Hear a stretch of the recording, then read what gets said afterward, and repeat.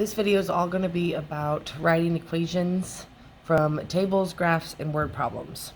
So whenever we have a table like this, I need to make sure that I'm writing an equation that represents y equals mx plus b.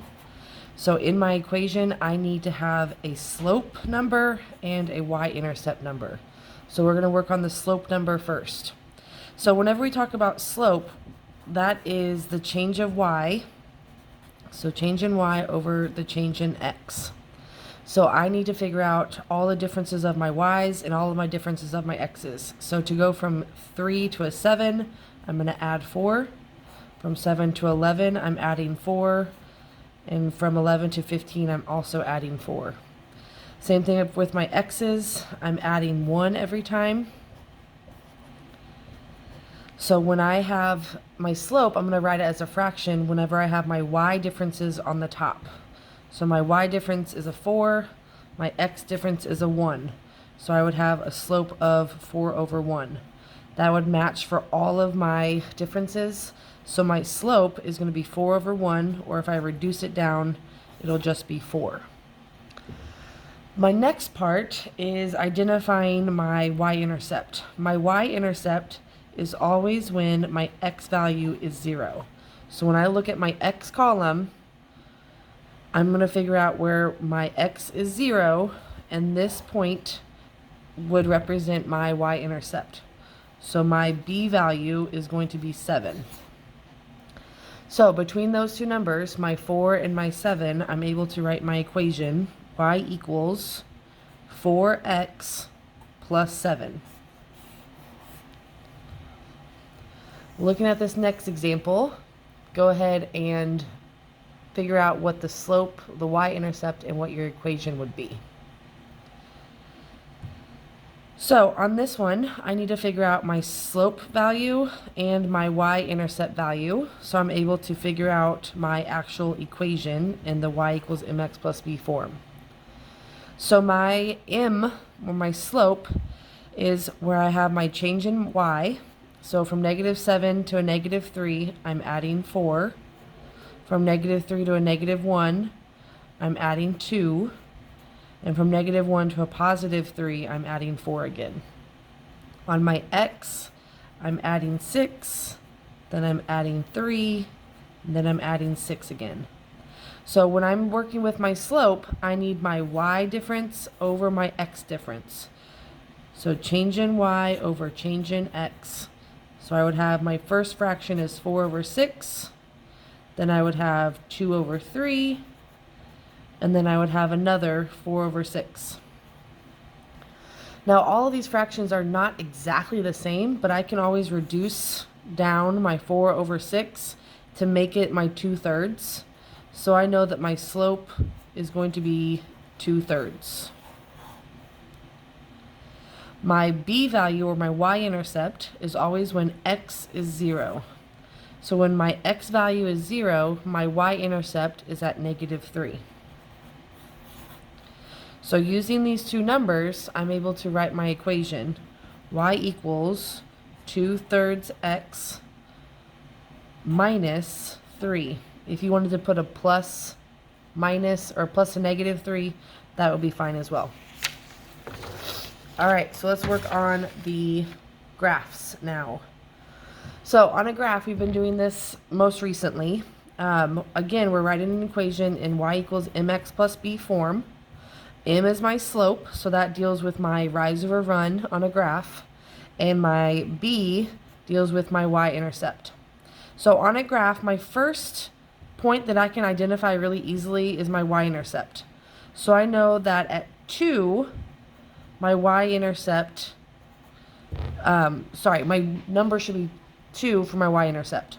My slope is going to come from finding the other points on the graph. So I'm looking along my line and figuring out where my line is going to cross these grid marks perfectly. So I've kind of identified them, and if you notice, they're kind of equally spaced out. So to go from one point to the next point, I can go up 1 and to the right 2. So for I know my b value is 2. I know my m value goes with my change in y over change in x. So I went up 1 and to the right 2. Since I went up and to the right, I know that both of those numbers are going to be positive. So my slope should be 1/2. So when I get those two numbers, all I have to do is just plug them back into my equation and say that my equation is going to be y equals 1/2 x plus 2. All right, it is your turn now to figure out this one. On this equation, again, I'm still looking for that y equals mx plus b. I'm looking for my y-intercept and my slope. So my first point is my y-intercept that I can find really easily. Since it crosses over at 0, I know that my y-intercept is 0. My slope is change in y over change in x, or rise over run. So in order to find this, I have to figure out where this lands perfectly on the grid mark. If you look really closely, it's close here, it's close there, but it truly crosses way down here and way up here. So that changes your slope if you didn't get those 2 points. So if I go down 1, 2, 3, 4, 5 points, and I'll go over to the right 3. Since I went down, that makes it a -5. And since I went to the right, that makes it a +3. So I would have -5/3 as my slope, and my b value is 0.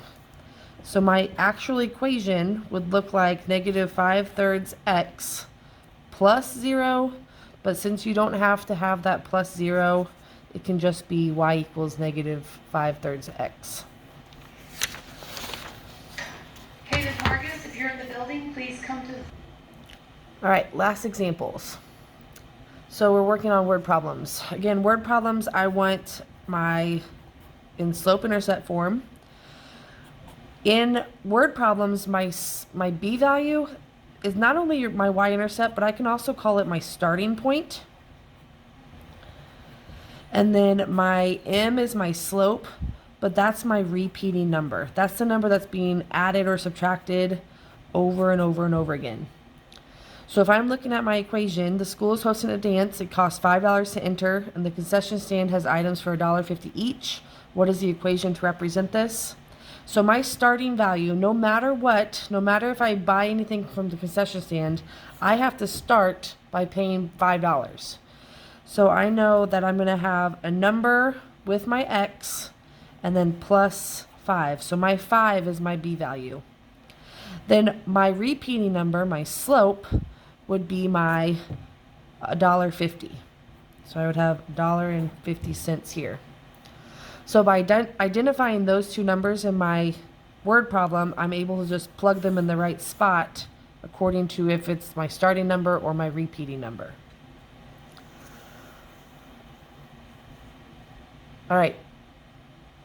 This is your example that you're going to work on your own. On this one, I have y equals mx plus b. So if I read it, it's about an ice cream company. The delivery cost is $35. So I know that I'm going to have to pay that $35. So that's my starting cost. And I know that it's going to be $1 per serving. So however many people I want to invite to my party, or however many servings I want to have for my ice cream, I know that that's my repeating number. So I have y equals, my slope would be 1, my y-intercept would be 35. Since I don't have to have this 1 out in front, I can just represent it as x plus 35.